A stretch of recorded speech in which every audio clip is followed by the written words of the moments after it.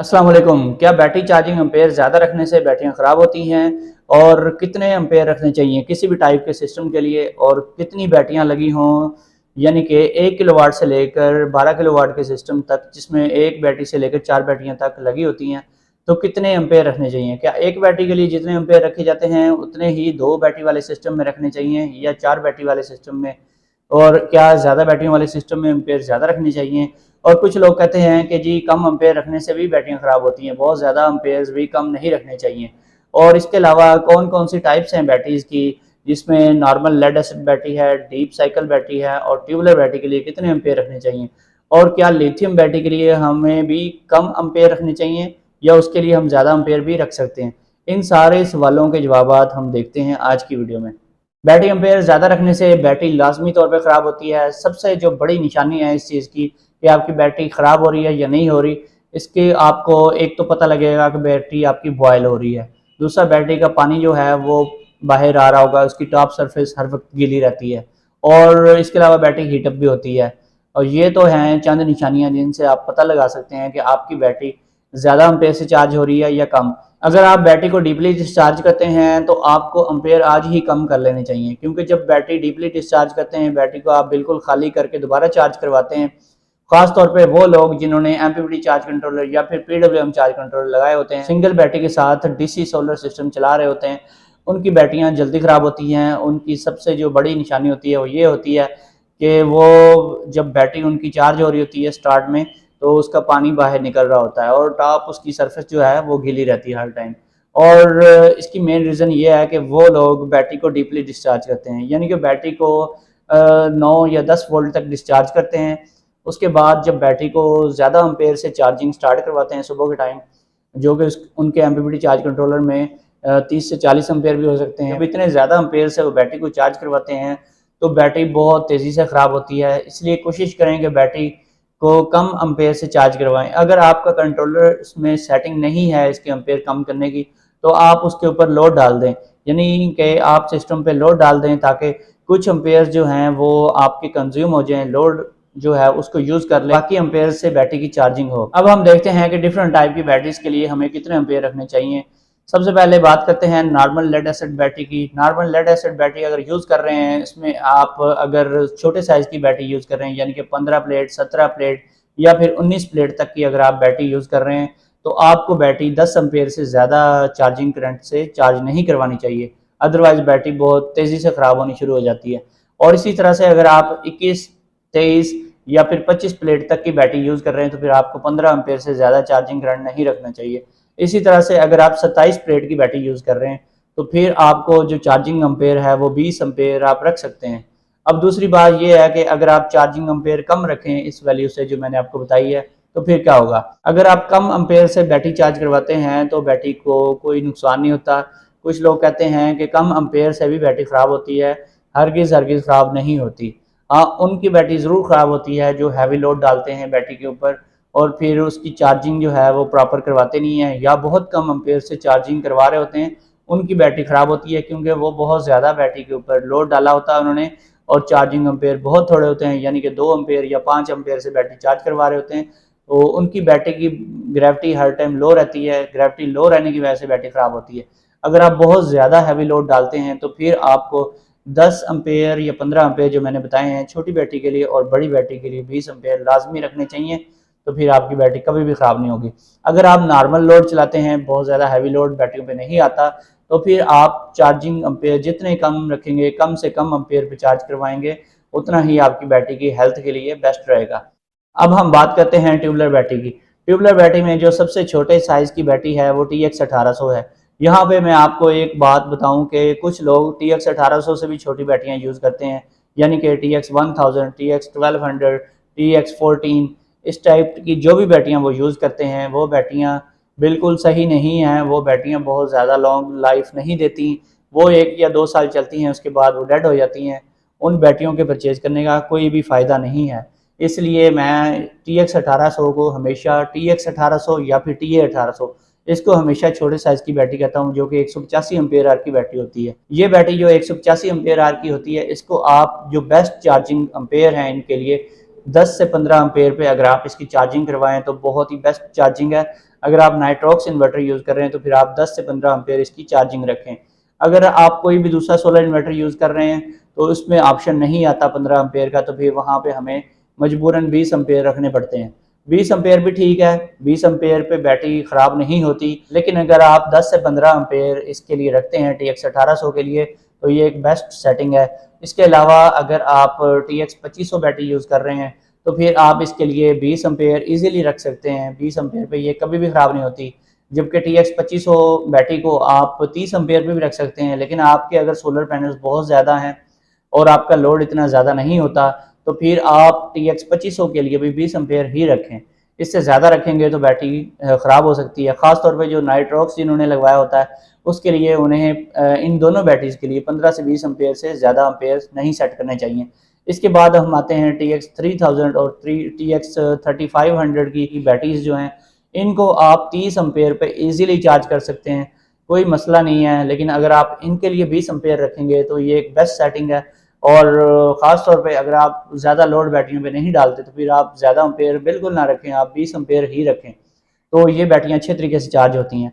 अब आते हैं दूसरी तरफ के कुछ लोग कहते हैं कि कम एम्पेयर रखने से भी ये ट्यूबुलर बैटरियाँ ख़राब होती हैं, तो कम एम्पेयर आप जितने मर्जी चाहें रख सकते हैं, ये बैटरियाँ कभी भी ख़राब नहीं होती। अगर कम एम्पेयर रखने पे आपकी बैटरी ख़राब हो रही है तो इसकी एक ही वजह है, वो वजह ये है कि आप बहुत ज़्यादा हैवी लोड डालते हैं बैटरियों पे, और आपने 2 AC चलाए होते हैं, सारा लोड डाला होता है बैटरियों के ऊपर, और फिर आप जब उसको चार्ज करवाते हैं 2 एम्पेयर से तो वो बैटरी चार्ज ही नहीं हो पाती। तो बाद में जब दोबारा लोड डालते हैं और बैटरी मसलसल अंडर लोड रहने की वजह से अंडर ग्रेविटी हो जाती है, उसकी ग्रेविटी पूरी नहीं हो पाती, और काफ़ी अर्सा ऐसे ही अगर बैटरी को यूज़ करते रहेंगे तो हो सकता है कि उसके कुछ सेल भी डैमेज हो जाएं। और बैटरी हमेशा लो रहने की वजह से जो बैटरी को सबसे ज़्यादा नुकसान पहुंचता है वो उसकी प्लेटों को पहुंचता है, यानी कि उसकी प्लेटें जो होती हैं वो सल्फेटेड हो जाती हैं। फिर उसकी सल्फोनाइजेशन को ख़त्म करने के लिए एक ख़ास केमिकल यूज़ किया जाता है, वो केमिकल ईजीली अवेलेबल होता है, उसका नाम है एप्सम साल्ट। वो डालना पड़ता है बैटरी में और थोड़ी देर के लिए उसको छोड़ना पड़ता है, और फिर उसकी वॉशिंग करके उसमें दोबारा से एसिड डालना पड़ता है, तो फिर वो बैटरी ठीक हो जाती है। अगर एप्सम साल्ट आपको ना मिले तो फिर आप खाने का सोडा, जिसे मीठा सोडा भी बोला जाता है, वो भी यूज़ कर सकते हैं। दोनों में 19-20 का फ़र्क है, कोई ज़्यादा फ़र्क नहीं है। एप्सम साल्ट आपको मेडिकल स्टोर से मिलेगा, लेकिन ये काफ़ी महंगा होता है, या फिर आपको वेटरनरी वाली जो मेडिकल स्टोर होते हैं उनसे मिल सकता है। अगर आपने लिथियम बैटरी लगाई हुई है तो लिथियम बैटरी के लिए कितने चार्जिंग एम्पेयर सेट करने चाहिए? कुछ लोगों ने इसके लिए चार्जिंग एम्पेयर 20 एम्पेयर रखे होते हैं, किसी ने 30 एम्पेयर रखे होते हैं, और किसी ने 50-60 एम्पेयर भी रखे होते हैं। यहाँ पे सबसे जो इंटरेस्टिंग बात है वो ये है कि लिथियम बैटरी आप तकरीबन 60 एम्पेयर पे इजीली चार्ज करवा सकते हैं, लेकिन इसकी शर्त ये है कि वो बहुत ही अच्छी हो। ख़ास तौर पे जो चाइना की पाइलोन टेक की बैटरी आती है उस बैटरी को आप करवा सकते हैं, लेकिन वो भी अगर 200 एम्पेयर की बैटरी है तो फिर आप उसको 60 एम्पेयर पे चार्ज करवा सकते हैं। लेकिन अगर 100 एम्पेयर की बैटरी है पाइलोन टेक की तो फिर आप 30 से 40 एम्पेयर तक रखें, इससे ज़्यादा एम्पेयर ना रखें। लेकिन लिथियम बैटरी बनाने वाली जो कंपनीज होती हैं उनका दावा होता है कि आप इसको 60 एम्पेयर से भी चार्ज करवा सकते हैं, क्योंकि लिथियम टेक्नोलॉजी की बैटरीज डिज़ाइन ही इस हिसाब से की गई होती हैं कि उनको आप ज़्यादा एम्पेयर से भी चार्ज करवा सकते हैं। लेकिन यहाँ पे एक बात मैं क्लियर कर दूं, क्योंकि हमारा जो कंट्री है यहाँ पर बहुत ज़्यादा अच्छी क्वालिटी की बैटरीज नहीं मिलती, इसलिए आप एहतियात का दामन कभी भी ना छोड़ें। इनके लिए भी आप 20 से 30 एम्पेयर से ज़्यादा ना रखें। जो सबसे बड़ा नुकसान होता है वो ये होता है कि बैटरी फूलनी शुरू हो जाती है और इसमें हाइड्रोजन गैस जमा होनी शुरू हो जाती है, और ये किसी भी टाइम ब्लास्ट भी हो सकती है। इसलिए इस बैटरी के साथ हमेशा इस बैटरी के वायर के दरमियान में आपने फ्यूज़ लाजमी यूज़ करना है, ताकि अगर लिथियम बैटरी के अंदर कोई भी शॉर्ट सर्किट हो तो फ़ौरन फ्यूज़ बर्न हो जाए और ब्लास्ट ना हो। जब ये बैटरी ब्लास्ट होती है तो बहुत ही ज़बरदस्त किस्म का ब्लास्ट होता है। इसलिए इस बैटरी की सेफ्टी के लिए आपने एक तो चार्जिंग एम्पेयर 30-40 एम्पेयर से ज़्यादा नहीं रखने, और दूसरी बात यह है कि आपने इसको ठंडी जगह पे रखना है। कुछ लोगों ने इसको ममटी पे रखा होता है, कुछ लोगों ने सेकंड फ्लोर पे रखा होता है, कुछ लोगों ने हत्ता कि ऐसी जगह पे रखा होता है जहाँ पे ओपन एरिया होता है या बरामदा वगैरह होता है, जहाँ पे लू चल रही होती है, गर्म हवा आ रही होती है।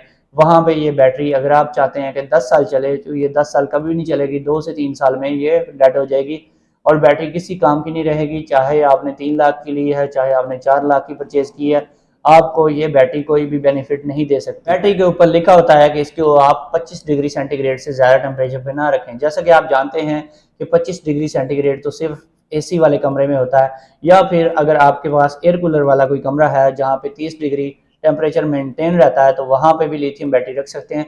लेकिन इसका बेस्ट रिजल्ट अगर आपको चाहिए तो आपने इसको हमेशा आपने वहाँ पे रखना है जहाँ पे एसी चल रहा हो, जहाँ पे कूलिंग रहती है, जहाँ पे गर्मी ज़्यादा नहीं होती।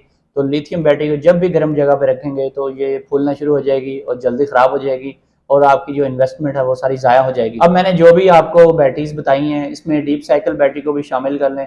इसके लिए भी वही एम्पेयर रेंज रखनी है जो मैंने आपको नॉर्मल लेड एसिड बैटरी के लिए बताई है, यानी कि आप किसी भी बैटरी के लिए ज़्यादा से ज़्यादा एम्पेयर जो आप रखना चाहते हैं, जो सेफ रेंज है वो 20 एम्पेयर की है। इससे ज़्यादा जब भी आप रखेंगे तो बैटरी ख़राब होने का चांस ज़्यादा बढ़ जाता है।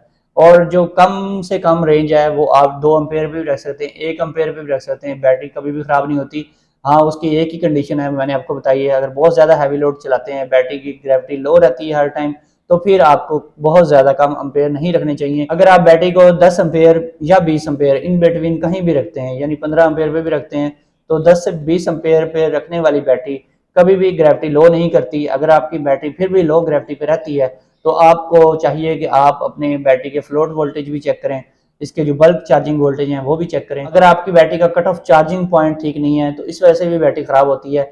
ये सारी चीज़ें जब ठीक होंगी तो ही बैटरी सही तरीके से परफॉर्म कर पाएगी। अब आते हैं हम अपने दूसरे सवाल की तरफ, यानी कि 1 किलोवाट का जो एक बैटरी वाला सिस्टम होता है उसमें कितने एम्पेयर रखने चाहिए, और जो 3 किलोवाट का सिस्टम होता है उसमें कितने एम्पेयर रखने चाहिए जिसमें 2 बैटरियाँ होती हैं, और इसी तरह से 6 किलोवाट का जो सिस्टम या इससे बड़ा सिस्टम जिसमें 4 बैटरियाँ इंस्टॉल्ड होती हैं उनमें कितने एम्पेयर रखने चाहिए। इसके अलावा एक और सिस्टम भी है जिससे डीसी सिस्टम बोला जाता है, उसमें कितने एम्पेयर रखने चाहिए।